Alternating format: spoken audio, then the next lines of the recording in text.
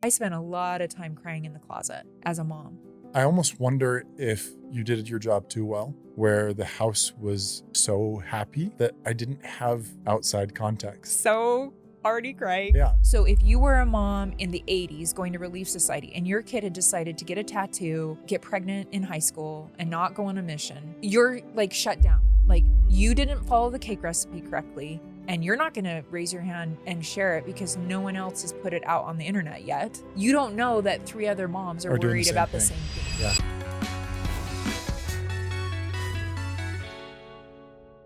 Welcome back to Saints Unscripted. I'm Cam, I'm your host, and I'm joined by Ganel-Lyn Condie, who's an author, a speaker, and my mother.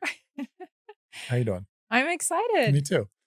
Today we're talking about raising children and the unintentional trauma or intentional trauma that they might go through, and the unintentional trauma that kids put their parents through, and all of that within the context of the church and the challenges of raising a kid in the church. I feel like we're the bravest mother and son on the planet because these are vulnerable conversations to have in the privacy of your home, let alone on camera. So prayers for us. This will be on the internet forever. I know, which will be good for when you are a parent. Yeah. And you are like, look at what are we going to call me if I'm a grandma or when I'm a grandma? Gogo. Gogo. Yeah. Look at what Gogo said. Okay, we're gonna be asking some questions to each other, and the goal is just to try to be as honest and authentic and vulnerable as we can be in a scenario like this. I'm not nervous about what you're going to ask me, but I am nervous about what I'm asking responses. you. Yeah. Full disclosure. It's okay. Okay. We'll be good. Okay. Let's talk about the challenges of raising a kid in the first place, because it is not easy. It's not. And I feel like we've talked about this, especially as Brooklyn and you are now in the adult zone. I think parenting shifts depending on the stage of life you're talking about. So some of what we're going to talk about today is like hindsight, and looking back. Most of it probably. Yeah. And I sometimes wish, I think we both probably do, that the way we can talk now would have been super helpful in certain stages. But I came from a certain childhood experience. Your dad, my husband, came from a very different. And so I think the first thing you need to say when you're parenting is that if it's based on a marriage, you're merging different family dynamics of your family of origin, and then hopefully you're doing better than the previous generation. Well, and that's the thing is every parent, I'm assuming, I'm not a parent, but you go into parenthood and your first thing is, okay, what am I going to do that my parents didn't do? Mm-hmm. What are some absolute no's, and what am I going to do that I wish they had done? And I was super clear on my absolute no's. Like, you and Brooklyn have never been spanked. By the time you were 13, I was like, can we renege on this rule? I think I went to spank only in the teenage years. Okay.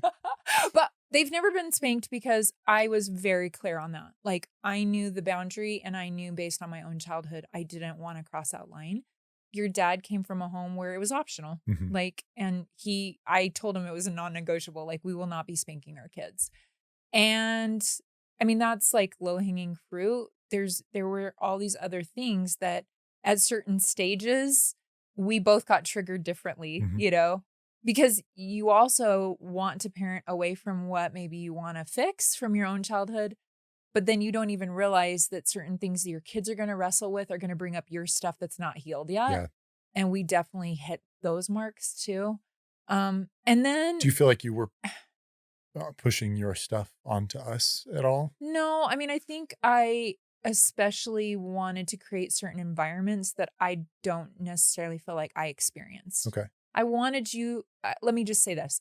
I wanted you and Brooklyn to feel like you were always safe. And I think I told you this all the time. I did not want you to walk into the MTC and go, oh, this is what the Spirit feels like. Like, never felt it before in our lives, but now we feel it because we're in the MTC. Right. So I wanted some version of safety. I wanted you to feel spiritually safe and emotionally and physically safe. And that was a projection. And I won't probably say too much more than that, but just from my childhood, I just felt like my job was not to mess up the cake. Yeah. I really had that clear by the time Brooklyn was born. Probably less less honoring of you came the way you came when I was parenting you, because I was parenting from a place of like, I'm going to set him up for success. He's going to feel like he's always safe and loved, and the Spirit's going to be in our home.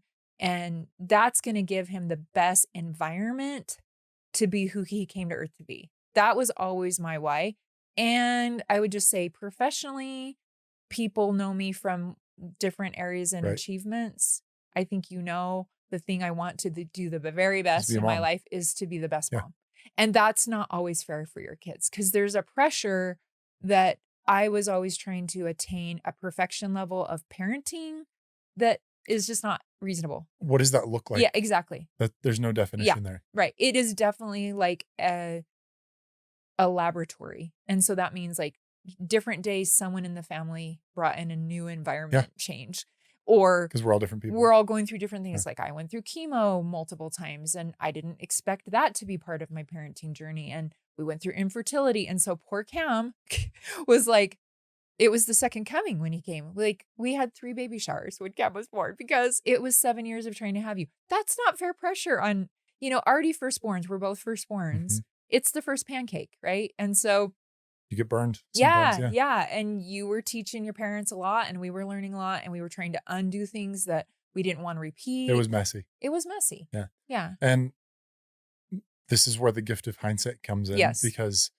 I've gotten to a point where I've realized how difficult things are. But looking back, I almost wonder if you did your job too well, where the house was so calm and so happy that I didn't have outside context. So already crying. Yeah. I didn't. I have tissues stuck down here because I was like, I think I might cry. Yeah. It was. It probably. If I did go into the MTC and not recognize the Spirit, it was because I'd grown up feeling it all my the time. entire life, or I was surrounded in that environment, and I didn't have anything opposite. And that, say what you will, like that's a little problematic, because you need the hard things, right? Keeping somebody safe, keeping me safe, like you got to find the balance. You said something after you had been home from your mission a few years, and I think you were in therapy. We were probably all in therapy at some point. We've all been in therapy. And you said something like, you guys weren't helicopter parents. We were bulldozer parents. So if that doesn't feel like a familiar term, it was definitely that was my style. Like if I saw there was a boulder on the road around the corner, I wasn't helicoptering everything you did, but I just was like, let's get the boulder out of the road. Yep. And that, if not to jump ahead, but one of my big regrets is like trusting you and life and the messiness a little bit, to just let there be a little more oppositional force. By the time Brooklyn was in some of the stages where we were bulldozing, I think we got to the point where it was like, oh, we haven't killed our first son yet. Maybe we can. Because they gave you the baby. And then I was like, I didn't have like a sister or a mom that lived close by, and dad was only off work. Like I hear about paternity leave that's like 6 months. Rob was home like a couple days, and I was like, you're leaving me. I have to keep him alive and shower and do the laundry. What? So yeah, I didn't always feel like I knew a playbook, that I was creating a playbook with God. And my parents gave me some really beautiful things, but I definitely felt like I was trying to create a different version. And that was a lot of pressure on me. Yeah. It was a lot of pressure on you. And parenting is just a lot of pressure. And I think you're amazing, because I feel like you've already gotten to the place of kind of generous assumptions for dad and I, and forgiving us. And so I'm excited when the day you're a parent. I've imagined what the opposite would look like, where I'm kicked out of the house at 15 and I have to live on my own. I'm sleeping on couches and I have to figure out all of these hard lessons on my own. We get to the point where I'll probably end up at the same point. It's just a timetable thing. And with that first example, I'd have to grow up quick, and then we probably wouldn't have the relationship that we do now. Yeah. The trade-off has been I've had to force myself to do hard things so I can get that thick skin, and I can get that resilience, and I can figure out how to do stuff on my own, so I'm not completely incompetent. But now that we're there, we have a great relationship. And the flip side of that is dad and I, the last few years, as you've been adulting, have had to just be like out of worry. Mm-hmm. We've had to step out of that worry zone and just be like, yeah, he's wrestling in these areas. He's thriving in these other areas, and you really don't want us all up in your business. Let me just be honest about that. And so you're less like, you come to us more now if we aren't interjecting as much. And I think parenting adult kids is a whole different conversation, Yeah. which I hope we talk about kind of We'll get both. there. Yeah. Yeah. Okay. Can I ask you a question? Yeah. Kind of to go along with this. What is one of your fondest childhood memories? I don't look at my childhood with specifics as much because I'm getting to the point where I don't remember a lot of early growing up. Mm-hmm. I remember it's just the stupid little things. Dad yelling algebra at me at 9 p.m. because I can't figure it out at the kitchen counter, which is, I think, a pretty universal experience as you're trying to, Brooklyn and I running around and playing, going to that random Josh Groban concert, which that's very, very intoxicated person was dancing in front of us the whole time. And I hated it the whole time because I was like, this is the stupidest show. Why are we here?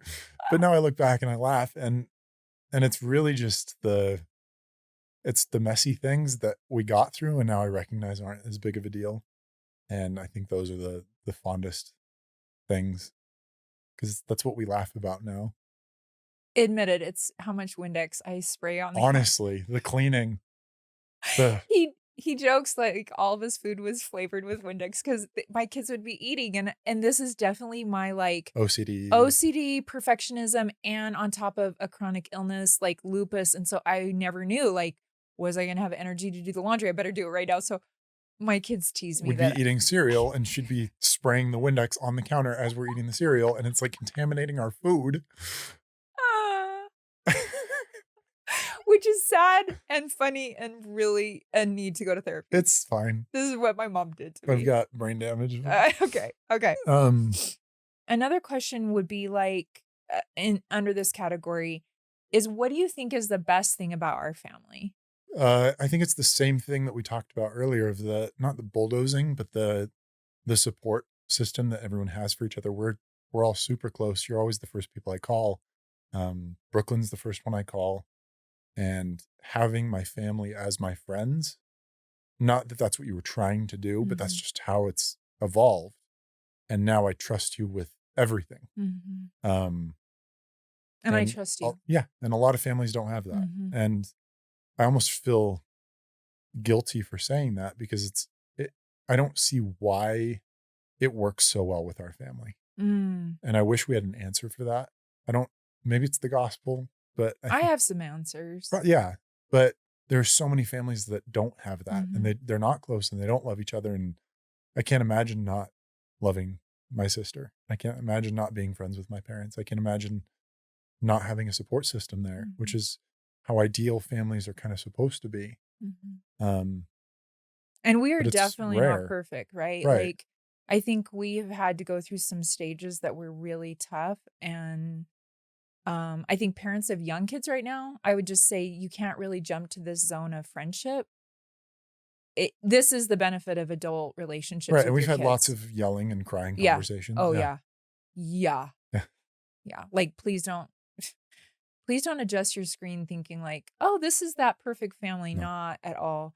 And really, our boundaries exist because we set them. Right. And they've had to be fluid. Like, they adjust based on whatever. We've had to learn certain communication style with you that's different than Brooklyn. Like, Brooklyn and I are both girls. And so like, we sometimes talk it so much to death that like, she'll see if my eye twitches and she'll be like, what are you feeling? And then Dad and I don't talk at all. And Dad and you do like every other sentence conversations that I was like, did we finish it? Did we have a thought there? And Brooklyn's currently on a mission. So sometimes I'm like, estrogen, I need more estrogen in the room. But we've gotten there. There were certain stages that were harder and more difficult. And I'm so grateful God made sure you had a sibling, because I think we didn't know if we would be able to have one, let alone two kids. And so I think that dynamic also is, I hope our viewers understand that's not necessarily what Dad and I came from. Right. And we have great parents, but we've intentionally tried to create an environment. Yeah. You said that you wished we had the ability to communicate now or back then like we do now. Okay. And I just don't looking at movies like Inside Out, The it's best. literally not possible. I know. When she's a baby, she's got two emotions, happy, sad, on, off, You're right? And right. then that expands a little bit. When we were having a rough time, I didn't have the language, the mental capability, the emotional processing to say what I was feeling. And that was reciprocated because you didn't understand what I was feeling. And that was just a big communication barrier. It really just took, I think, growing up. Yeah, but after the last Inside Out, they need to do another one for just the mom. Because at the end, come on, Pixar, this is like our vote for it. Because it's like the middle-aged women out there need a whole Inside Out about, yeah, like you could see that in that example, Dad and I had those same feelings come up because all of a sudden we're like, wait, we've never been down this road. We don't understand. And I don't want to jump ahead, but that's been some of my regret. Like I was very clear on certain things that you were wrestling with and I parented towards that. I was completely blinded that you had perfectionism running the show. Mm-hmm. I didn't see it at all. Mm-hmm. I saw ADHD. I saw your creativity. I saw certain things. I was like, oh, I'm going to create an environment that really supports him in this, not realizing till much later, you were just as perfectionistic as I was. On half of you. Yeah. For real. Yeah. And I saw it in your sister. Like, I was like, oh, I have a daughter. Right. And now I see it in Brooklyn. I'm like, oh. Sorry if you're watching. Yeah, Brooklyn, I love you. I just was like, oh, I don't want a daughter that's not comfortable in her skin. And I want to address modesty in a certain way. And I want perfectionism to be checked so she doesn't beat herself up. You were going through those same things and I didn't see it like boy, girl as much. And that has been some regret that I'm like, I wish I had supported the perfectionism. It manifested different. In your sister, I would see it and I'm like, oh, I recognize it. It looks like it manifests in me. So she would come home and then I was recognizing it at that point too. So we had tag team on that. Totally. Yeah. She would come home and like, what mistake did you make today? Because I was like, she is not going to be so OCD and perfectionistic. And I would help her lean into that. I wish I had done that more with you. Mm-hmm. But you didn't know. I didn't know. It's okay. Thanks. I forgive you. Thank you. Okay. You and I grew up in different eras of the gospel. And that probably plays some part in it because you were raised in the perfectionistic recipe. Right. Of the 70s and 80s. How's the church changed? Very, I would say not Law of Moses, but prescriptive. Like I was the first young women group to have personal progress program. Fast forward, I was the personal progress leader when they were ending the program and Brooklyn was the last young woman group to go through it. And that bookend changes, I think, shows for Strength of Youth has changed. Like Brooklyn will never know women not witnessing ceilings. Brooklyn will never know that women didn't always check recommends at the recommend desk. Like there are literal, she's an STL on a mission. Like that wasn't even in existence. The age of missionaries had changed. How do you think that reflects in the culture of the church? For sure, I think that there was this sense. Remember, there were not Instagram accounts or Facebook groups or blogs or YouTube channels talking about all the nuances that I think most families are dealing with. So if you were a mom in the 80s going to Relief Society and your kid had decided to get a tattoo and get pregnant in high school and not go on a mission, I'm just throwing out like random examples. Yeah.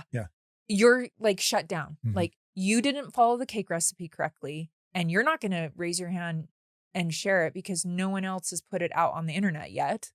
You don't know that 3 other moms are worried about the same thing. Yeah. And I think that my bestest friends that are my age have dynamics in their families of origin where their parents still are not close to those kids that were making some of those choices in the 80s. And I think it was just an isolation problem.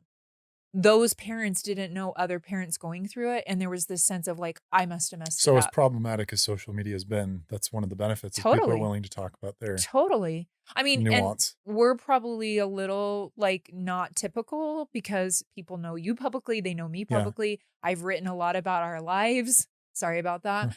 I've posted a lot about our lives. And so I think we probably lean more open in general, but we are in an environment where it's more normalized to not have one prescriptive path. So that has changed. And yet I still find parents saying, my kid didn't serve a mission, or they're dealing with LGBTQ issues, or I don't know, a variety of things. I think that has been more neutralized and parents aren't feeling like I messed it up. I still struggle. I mean, dad and I still at times go, did we not provide all the resources so that this era that you're living through right now would feel easier in some way? That's a parenting problem. I think we're wired the minute they hand you that baby to keep you alive Right. and provide for you emotional, social, and spiritual support. And so that's hardwired. Mhm. And then as your kids age, you have to kind of disconnect from that in a, like I wrote in the stewardship principle, like staying in stewardship with you is not ownership of your decisions. And I would just say the church culture has created more of a like, everyone take a breath. You didn't mess. This isn't the end of the story. And dad and I have to keep reminding ourselves, this isn't the end of anyone's story. We're a work of progress. You're a work in progress. Our family is. And the gospel of Jesus Christ is hopeful. We don't always act that way. Even in And the that last, has I think changed. there's been a big shift even in the last 8 years since I went on a mission. Totally. Because when I went, it was never, this is one of the questions on that we suggested. It was never explicitly said, the expectation is for you to go on a mission. The expectation is you're going to get, like, you have to do it exactly this way. But the cultural framework was set up so it was. There wasn't really, it didn't feel like there was another option. And I'm sorry for that. And it's just the way it was. Like, It felt like it was the next thing on the path. yeah, Reminding our audience, you also got your Eagle Scout, right? You went on a mission when there weren't phone calls. right. Like that timestamp wise, yeah, it was the next step. And I don't know how we could have done it differently so it felt more informed consent on your side. The church has opened up a lot about what to expect in the temple. And that's a huge thing. Yes. We talk more about the struggles of a mission, because back then it was like best 2 years. It will be the best 2 years. It remains to be the best 2 years for your entire life. This is the peak of your existence. Then you get out there and you're 3 months in and you're like, What the this what? sucks. Why am I here? But you feel like you can't say that because the expectation is just, you're not faithful enough. Be happy. Like, do your thing. That's what it was in my experience. And I think, I don't know if you could have done more. The only thing that would have helped me is learning why the gospel applied to me personally. And I went through the rituals, I went through the motions, but none of it was personal until I was really struggling on my mission. And so I think that's maybe the importance of letting kids go through what they need to go through, because that's how you get closer to the Savior, is when you have to hit your knees because there's nowhere else for you to go. Well, I would just say I've been thinking about this question because like we started PMG group, we required you to watch Best 2 Years. No, we didn't require you and Brooklyn watched it all the time. Yeah. But Saints Unscripted had Louisa Parker and I had her on All Faith Keepers, and she talked about being raised Catholic but going to college and wrestling with like what her why was and as a divinity student. And I've talked to parents of all faiths and they're having the same questions like, I got my kid to first communion and catechism and all those rituals. And now they're in their 20s and they've gone to college and they don't care about being Catholic anymore or Jewish or Baptist and I just want to validate every parent of 20-something-year-olds are watching their kids move from this was our family tradition to what is your own personal why. And in that space, I don't know what dad and I could have done different. I think we could have relaxed in our worry. But I think we were also saying, hey, this wrestle as a parent is always like, how much do you push too much and how much is not enough? And that tension is constantly being questioned. Like, you want your kid to be a little uncomfortable, but then you hear those parents that are just like forcing their kids to stay in club ball because they're living their whole identity through their kid being on the club ball team.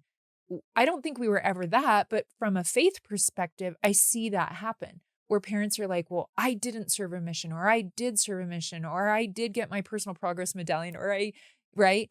And I remember thinking like, how do you help create an environment where your kids decide for themselves and yet they don't get stagnant and For stalled? me, I learned to pray when I was 5, but I really learned to pray when I was 21 or 20. Yeah. I learned to pray when I needed to pray, and I had to start all over. I'm like, okay, I know exactly what words I've been saying for the last 15 years. What do I actually mean when I'm saying this, and why do I need an answer? Yeah. And that only came when I was alone in a rainstorm, locked on my front porch in Zimbabwe, or when all of our appointments fell through, or when my hair started falling out because I wasn't eating enough. And I'm grateful for those experiences Yeah. because it forced me to really put what I knew in my mind into my heart and actually start acting on it. And full disclosure, I've had to go through that same Mhm. conversion multiple times as an adult, like I remember feeling that way, newly married, being told I had 10 years to live and we'd never have kids. My conversion changed then, right? Like Right. fasting and praying and my patriarchal blessing all of a sudden felt really different Mhm. than it did when I was 14 at girls camp, right? And then fast forward, you have a child that you love, you would take a bullet for, Mhm. and I was watching you wrestle as a teenager, feeling like, where is your friend group and where do you fit? And then you going on a mission and like, wait, I'm sending him for 2 years and I talked to him 3 times and I know he doesn't have food and guns are being pulled on him by the police. And like, Well, no guns, but yeah. well, they were trying to get money from you and Yeah. you were giving I them got Book pulled of over. Mormons. There may have been a warrant out for his arrest. We won't talk about it. And then learning my faith at that level. And then even the last few years. And so I would just say, let's normalize right here that like that conversion cycle is going to keep happening. And I love that we now get to have conversations around that. Yeah. And I watch you teach your sister and give her support. And I watch you teach other people on Saints Unscripted. And I'm like, oh, that was really powerful. Wow, that's really, or Rachel will Marco me and tell me things. And I'm like, It almost feels like a yeah, parent's job. Here's another analogy. Was driving, right? yes. You as a parent know how to drive. You can give your kid the book and make them study it so they know, okay, this is where you turn, this is where how much you put your foot on the gas. You Mhm. can explain how a clutch works, all of that. But as soon as you get on the road, it's a very religious experience because you better figure it out quick or you're not going to make it right. Um, if we were to do it again, you taught me the book. You gave me all the information you possibly could. Mhm. And I think that's all a parent can really be asked to do. And then eventually I have to get in the car and figure it out. Mhm. And you letting me get in the car. And that's scary Yeah. And that's the because especially when I'm the first pancake. yeah. And you and Brooklyn matter more to me than me. Right. And I've had to learn the last few years, both of you have kind of sat me down and said, yeah, like we've had some hard conversations about what didn't work, what worked well, what mistakes were made. And at the end of the day, both of you are like, we need you to move forward too and not be like beating yourself up. And so, Yes. like, anyone listening to this that has a parent that's like kind of stuck in regret or wringing their hands about or they think there was a recipe and they missed the ingredient and because they put baking powder instead of baking soda, the cake fell or whatever that is, based on the choices of your adult kids, it's not the end of the story. Mhm. And I would just add to that, it's really cool to watch you come up with your own whys. And it's messy. And I think we're all wired to not necessarily let our parents see our mess ups and our mistakes. I'm not wired to want you to see mine either because I kept wanting you to feel safe. Right. And so I love the part of the Book of Mormon where Alma finally is super honest with his boys and you get a different version of his conversion story that's like, I was a disaster. Mhm. And it's almost like it became even more vulnerable. Because what teaches you more? Being able to watch your Right. parents go through the hard things and Right. struggle and work it out, or just never assuming that Yeah. hard things happen in the first And place. also just knowing as a parent, like, how do you prep your kids but not prevent them from being pummeled sometimes? So yeah, I feel like that challenge for me, and when YSA come to me and say my parents are freaking out because I've left the church, I always say, hey, you know how fun it was to try to get you ready and get you to church every day, every week, and make you sit and learn and be reverent and have family home evening? They weren't Sacrament doing meeting started 5 minutes ago and you're not wearing a sock. And exactly. I'm like, they didn't give you the gospel because they didn't think it was going to make you happy. So if you're pulling away from the thing that they worked hard to give you, give them some space to make sense of Process that. that Yeah. because they gave you that because they felt like they were giving you something to make you happy Mhm. and set you up for success eternally. That's a big order of why, back in the day we were doing scouting and I mean, we were doing 3-hour church. And so I'm just like to the YSA and the parents out there, like it's a hard thing when something you value. Do I still feel like faith is a key ingredient to a successful marriage and a family? Yeah.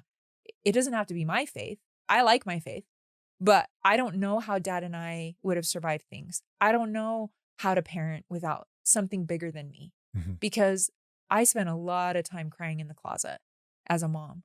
Like, this is your kid. You love him more than I can possibly understand. I've told you even the last few months as you've been making decisions and life choices. I don't know all that God sent you to earth to do. I parented you 0 to 18 thinking I knew your strengths, your weaknesses, what you needed from me. And now there's this phase of like, it's kind of cool to watch to see what you and God are doing together. And dad and I want to still be a part of your life. And each kid is like, Brooklyn really wants me involved sometimes. And you have become more that way. But there was a post-mission time where you're just like, peace out, I'm going to Hawaii, which he did, you know. So, and that was good. That was an important I could feel that time was your time of like, not a gap year, but kind of like post-mission, you're gonna figure out your why. And that was scary. Mhm. Like I knew you didn't have like a ward, there were no YSA activities. And you came home and I'm like, oh, he knows for himself now. Yeah. It's not because of dad and I, it's not because of mission culture. Go out and realize that the world doesn't really have anything Yeah. to offer. Yeah. Yeah. I think the closing sentiment for me at least is this, like I was saying earlier, for generations, it's been this giant bucket of good experiences and trauma and culture. And that's what you were raised on. And you just dump like 80% of that onto your kids. And then they catch most of it. And they're like, okay, I guess this is how we do it. And then with each generation, it gets a little bit better. For me, it's been helpful to realize that's what you were given Mhm. and that's what you gave me. And it's a lot of it wasn't by choice. Um, but it's my choice now to decide what I want to do with it. Yeah. Because at some point, you can only blame your parents for so much. You grow up, you have a life of your own. I have a life of my own. I have ample opportunities. I have experience. Like maybe I was screwed up a little bit, but I can't blame that on you. Mm. That's on me if I'm not going to do anything about it. Well, I feel like the same can be said for Grandma Condie, Grandpa Yeah. Killo, Omalpa. There's divorces and remarries on my side. So there's a lot of grandparents, right? That I give them grace because I also know what they were given. Mhm. And I don't think a lot of moms and sons get the excuse or the fear of sitting in front of a camera. But I would probably invite all the viewers to have these kinds of conversations Conversations. and just take a breath because I really do care about how you see the world. Mm. And I have entered an era where I don't worry if it's not the way I see it. I actually get excited to think you and Brooklyn have a different lens and you're going to come up with solutions that dad and I couldn't even comprehend and your grandparents couldn't even comprehend. Mm. I also see the hastening of the work, like the endowment presentation just changed again, right? There's a hastening that's happening that I'm like, that can be discombobulating and it can kind of cause parents to go, well, gosh, if we had had this, if we had had the gospel library app that had all the gospel topic questions and all the information about the temple, we could have really gotten our kid ready for the temple so that they didn't have trauma when they went in the temple. We're all doing the best we can. Mhm.